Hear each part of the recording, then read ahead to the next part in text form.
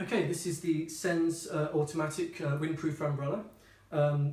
It's one of the few umbrellas designed in a wind tunnel to actually sit in the wind as opposed to just be strong or resist the wind and resist inversion.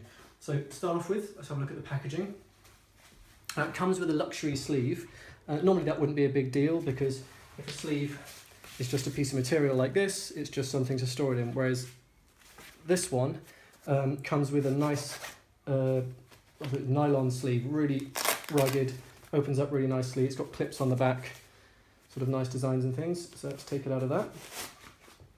Okay, there's the umbrella itself. You've got the handle here. That's the automatic opening button, which I'll show you in a second. Really nice, thick closer here, so it really does hold it in nice and tightly. So let's open that up.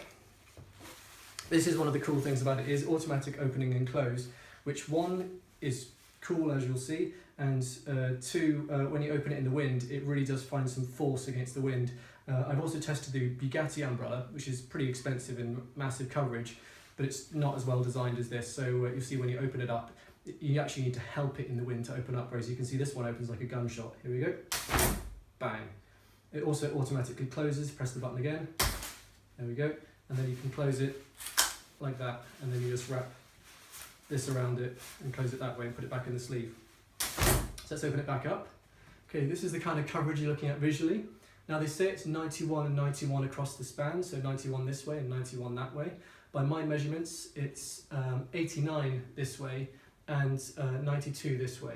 But as you can see, that is still pretty good coverage. Turn that way as well. See, it's asymmetrical, so it's longer than it is wide, so it actually gives you nice coverage on the back there as well. The main thing about this is the windproofness.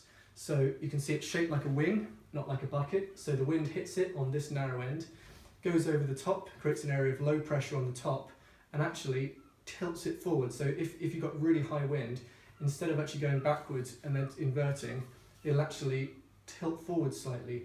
Also a really cool thing they don't mention, if you try and do something silly, which I did to test it, and hold it this way, the increased pressure on this part pushes harder than here, because obviously there's more surface area here than here, and it pushes and it rights itself, which is really cool.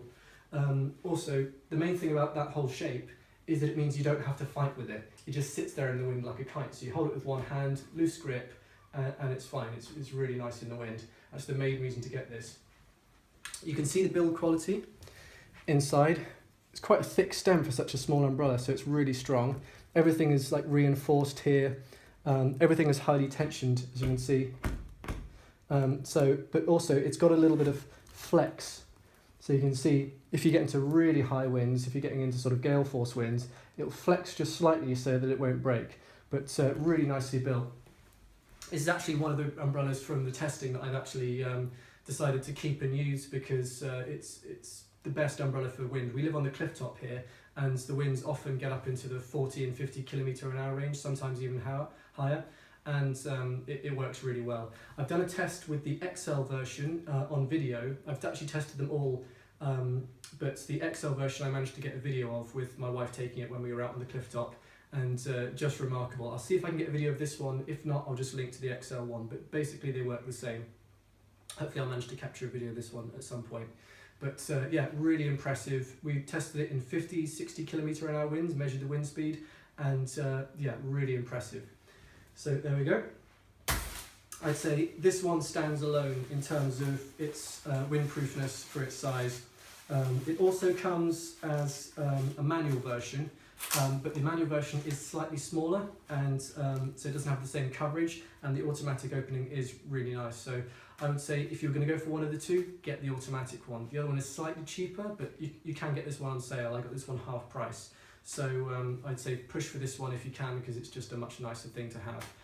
I will also be testing a Bugatti umbrella if you're looking for something with massive coverage, but it doesn't have the wind resistance of this. So if wind resistance is what you want, then this is where it's at, the Senz automatic umbrella.